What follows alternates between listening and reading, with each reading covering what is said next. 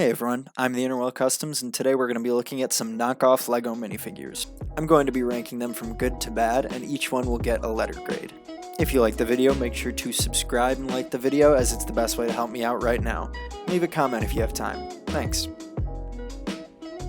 I purchased all of these figures from AliExpress, which is a sort of knockoff of eBay. There are hundreds of thousands of these bootleg LEGO minifigures, some being existing LEGO designs that they have copied one for one, and others being entirely unique designs. I know a lot of people are against LEGO bootlegs, but as someone who paints directly on the figures, I'm not one to judge. Starting off, we're going to be taking a look at 4 figures from Adventure Time. These are by far the worst of the bunch, with this first figure hardly even resembling LEGO. You can tell the plastic is cheap on these guys just by holding them. One of the hands falls out like nothing, and there's a strange gap between the head and the neck. Removing the head reveals this strange blocky cape, and putting the head back on, the gap is even worse. Even the printing looks cheap and uneven. This guy's definitely getting an F rating. Moving on from this figure and on to Lemon Grab. This guy's actually pretty solid. The printing on his torso is decent, although the plastic still feels cheap and there's still a weird gap between the neck and the torso, and the printing on the face is pretty scuffed. His sword though is actually pretty good, feels like a real LEGO piece. Overall, this guy gets a C ranking. Next up we have Magic Man. This guy's full of oddities, from the very tight hat to the custom molded backpack. I really like the face print on this guy, and I think that the line work is decent overall.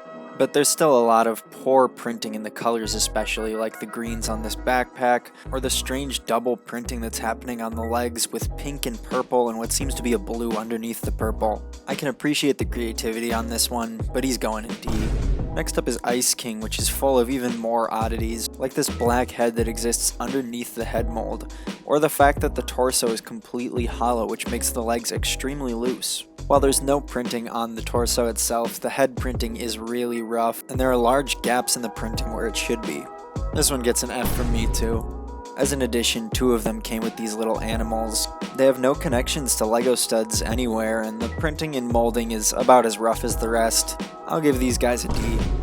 Beyond this point, I think all these figures are really solid, starting with these 2 Andrew Garfield Spider-Men. As LEGO has yet to make any figures from the Amazing Spider-Man, I was really excited to get one of my favorite suits in a figure.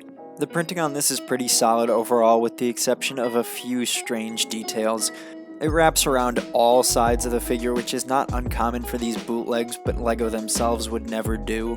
But I think it works really well for a Spider-Man, and especially one of this detail. If you can't tell already, I really like this figure, and I'm going to give him a B+. Moving on to Garfield's second suit, this one's also really solid, but has a few printing errors that really bug me. The printing once again wraps around all 4 sides of the torso and legs, and it has this great detail pattern that runs throughout. The spot that really bugs me is on the arms, where the black just bleeds a little too much, and it ends up making them look really messy. The plastic quality on these ones feels a lot better than the last ones, and the printing style definitely resembles LEGO a lot more than some of the other bootlegs we've looked at. I'm going to give Andrew's second suit a B ranking. Moving on from good to great, we've got these 2 classic Boba Fett minifigures. This all-white one is pretty simple but very solid. The helmet mold is almost a perfect one-to-one to LEGO's, and the plastic and print quality is almost indistinguishable. As far as bootlegs go, this is almost perfect, and I'm going to give it an A. This next one is the elusive Cloud City Boba Fett. For those who don't know, the real version of this figure is extremely rare and goes for over $1,000, which is why I love the bootleg. It's an almost perfect replica, with the exception of some green printing in the arm gauntlets, and oddly enough, back printing, which I'm pretty sure the original did not have. Comparing this with an official LEGO Boba Fett minifigure, it's almost identical, the only difference being that the colors resemble the 2009 version of Boba Fett rather than the earlier ones. This has to be one of my favorite bootlegs I own, and he is easily getting an A. Lastly, we're going to move on to my favorite bootlegs of the group, these being from Moon Knight. The printing on this figure is spectacular, wrapping around all 4 sides just like the Spider-Man, although I think resembling LEGO's style even more.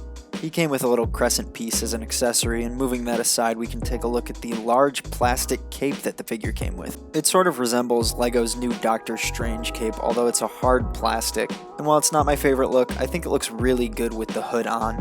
While some might think this figure is a little over-detailed, I think its resemblance to the show makes it almost perfect. The only spots on this figure that lack printing are the inside of the legs and the top of the neck. Even the mostly covered up face printing looks great. I think swapping out the plastic cape for a fabric one makes this figure really come together, and this is how I have it displayed on my shelf. This is by far my favorite bootleg that I own, and he is easily getting an A+. But enough of Moon Knight, let's move on to Khonshu.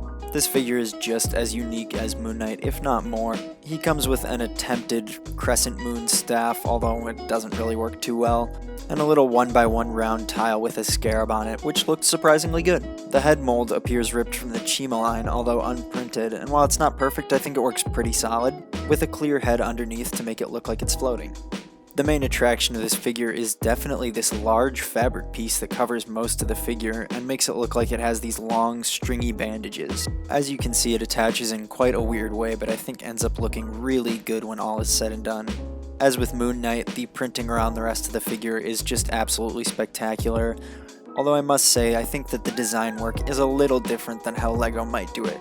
Putting the headpiece back on, you can see this figure is just as good even without the fabric piece. It's really the cherry on top. This is another A+ for me, easily.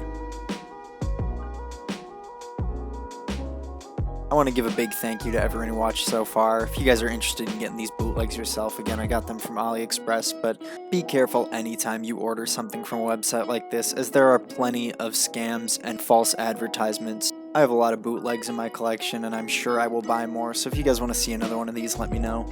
Check out my other videos if you guys like this one. I'll see you in the next one. Bye.